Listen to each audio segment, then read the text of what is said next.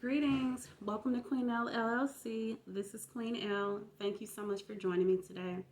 So today's video is about zodiac elements and modes or modalities. So let's dive in. Now, what are the elements? We know that those are air, water, fire, earth. Those are the four elements, but those also align to zodiac signs. So let's get started with air. The air zodiac signs are Aquarius, Gemini, and Libra. Now, the air element represents a masculine or yang energy of breath.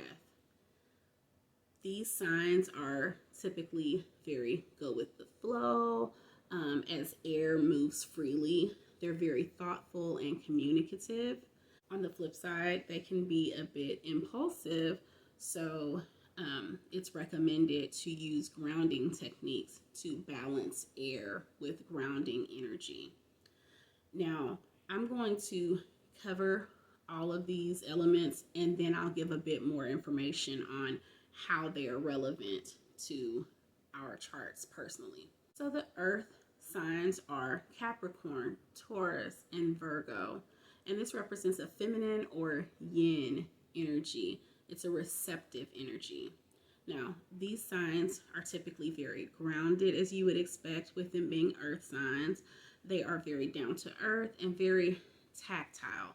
They enjoy tangible things, the realistic things. Now, they also can be a bit stuck in their ways. So to balance that energy, they need routine and schedules to thrive. So now the fire signs, they are Aries, Leo, and Sagittarius.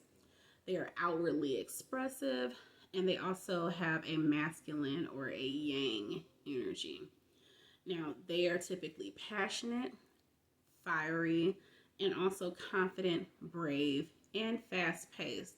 Now, they can become overly stimulated and impulsive like air, so they need to be mindful of schedules to not overextend themselves. So moving on to the last element of water. Those are the signs of Pisces, Cancer, and Scorpio. Now, these represent a feminine or yin energy of emotion. And when I say masculine and feminine, I'm not speaking of genders at all because these have nothing to do with gender. But masculine and feminine energy is something that we all possess, and it's important to balance that energy. Now, the water signs, they are typically more free-spirited.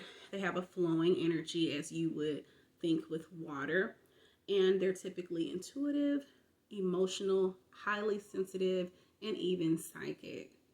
Now, they can become overwhelmed by their emotions, so to balance this energy, it's important to have a mindfulness practice such as yoga, and also breath work can help give that balance.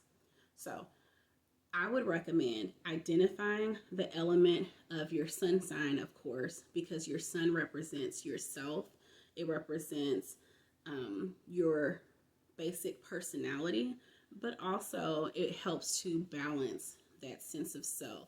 Now, look at your full birth chart to go a bit more in depth and to identify if there is a dominant element present in your chart.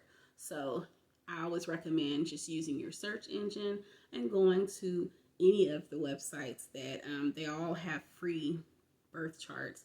You do need to know your time of birth as well as the location. Now, if you are unable to access that information, then I would recommend getting as close as possible to the exact location, because these chart generators are pulling actual coordinates of the location that you were born, because we're talking about where the planets were at that moment when you were at that point on Earth. And then also the time of birth is important because the planets are shifting. They're going in their own orbits. So that way it will pinpoint exactly which planets were in which house and in which sign during the time of your birth. So again, to get more in depth, I would recommend looking at that birth chart and you'll see that you have 12 houses. I will link my astrological house video up above to explain more what the houses mean. But you'll see your houses. You'll see the planets in those houses. We all possess all of the zodiac signs.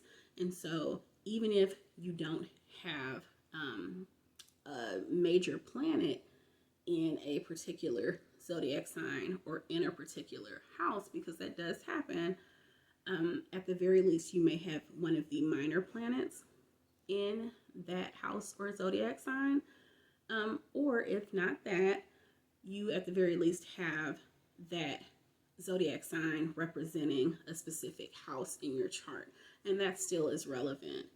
But basically you're looking at that chart and you're looking at the zodiac signs and seeing, with regard to certain planets being aligned to certain zodiac signs, which elements are most dominant in your chart.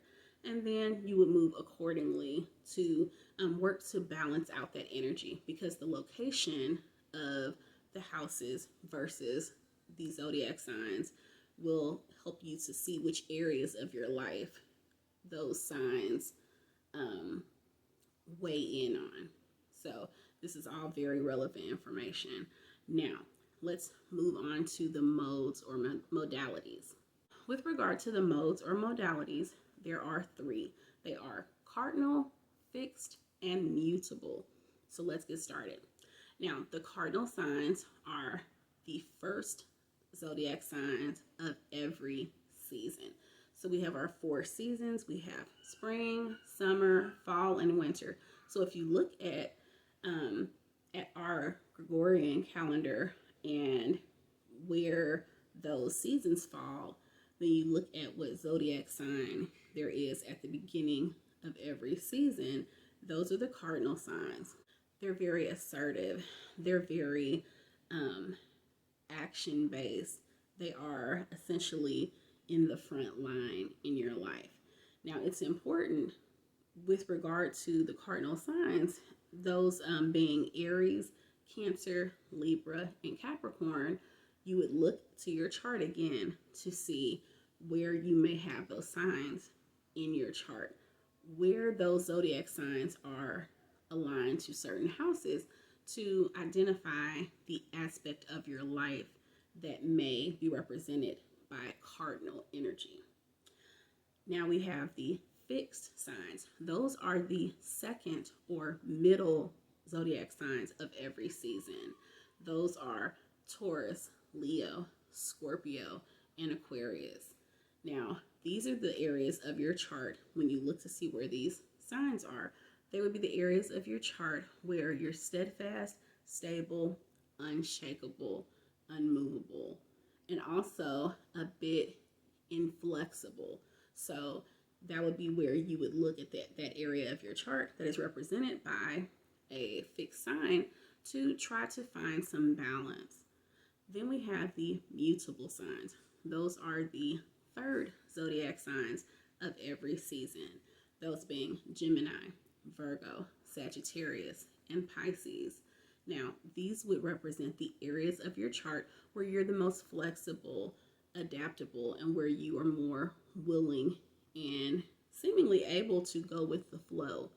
Now, you would also want to make sure that you're not a pushover in those areas of your life, that you still are able to stand your ground and assert yourself in those areas, and that you don't become complacent in those areas of your chart.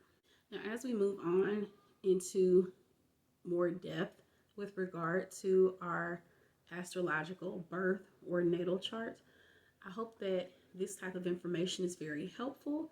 Please, as always, feel free to ask any questions that you have down in the comments section, and it would be my pleasure to answer all of your questions and provide additional clarity as needed. Thanks again for joining me today. I'll be in touch. Peace. Ashe.